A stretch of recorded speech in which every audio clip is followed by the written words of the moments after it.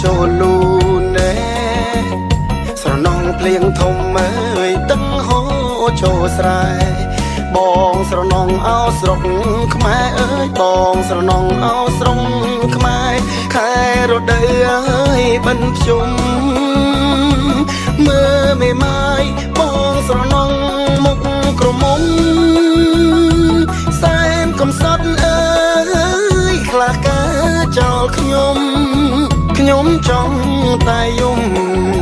ខ្ញុំចង់តែស្រែកសំណោះនំគមអើយនំគមអស្នោដងណែស្រណោះអនសមអើយអនសមអស្នោជេ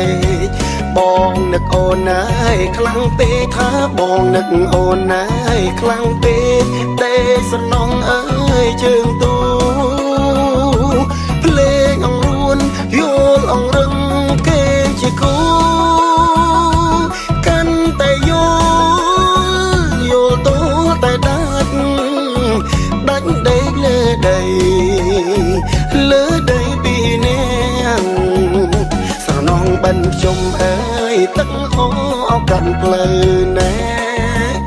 ស្រណងបិណ្ឌភ្ជុំអើយគោដើរអោកាន់ផ្លូវបងធ្លាប់ដឹងដៃស្រីពៅអើយបងធ្លាប់ដឹងដៃស្រីពៅទៅអវត្តអើយពីនាងនឹកស្រមៃដៃស្រណងសែនស្រណងដេកស្រណុកអើ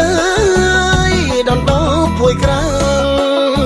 ស្ដាប់ទឹកភ្លៀងធ្លាក់លើដំបូកផ្ទាំង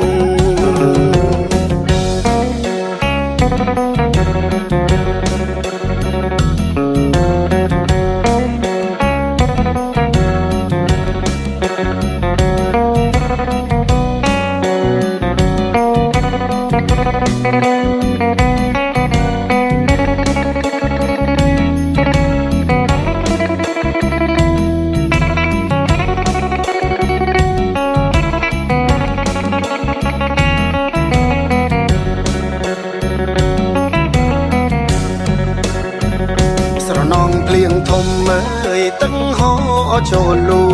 ណែស្រណងភ្លៀងធំអើយទឹកហូរចូលស្រែបងស្រណងអោស្រុកខ្មែរអើយបងស្រណងអោស្រុកខ្មែរខែរដូវអើយបិណ្ឌភ្ជុំមើលមេម៉ាយបងស្រណងមុខក្រមុំសែនកំសត់អើយខ្លះការចោលខ្ញុំចង់តែយំខ្ញុំចង់តែស្រែកសំណោះនំគមអើយនំគមអស្នោដងណែស្រណោះអនសមអើយអនសមអស្នោជេបងនឹកអូនណាយខ្លាំងពេកថាបងនឹកអូនណាយខ្លាំងពេកទេស្រណោះអើយជើងទូភ្លេងអង្រួនយល់អង្រឹងគេជាគូកាន់តែយល់ទូតែដាច់ដេកលើដីពីនាងស្រណងបិណ្ឌភ្ជុំអើយទឹកហូរអោកាន់ផ្លូវណែស្រណងបិណ្ឌភ្ជុំអើយគោដើរអោកាន់ផ្លូវបងធ្លាប់ដឹងដៃស្រីពៅអើយបងធ្លាប់ដឹងដៃស្រីពៅទៅអវត្តអើយពីនាងនឹកស្រមៃដៃស្រណងសែនស្រណងដេកស្រណុកអើយដណ្ដោភួយក្រាំងស្ដាប់ទឹកភ្លៀងធ្លាក់លើដំបូកផ្ទាំង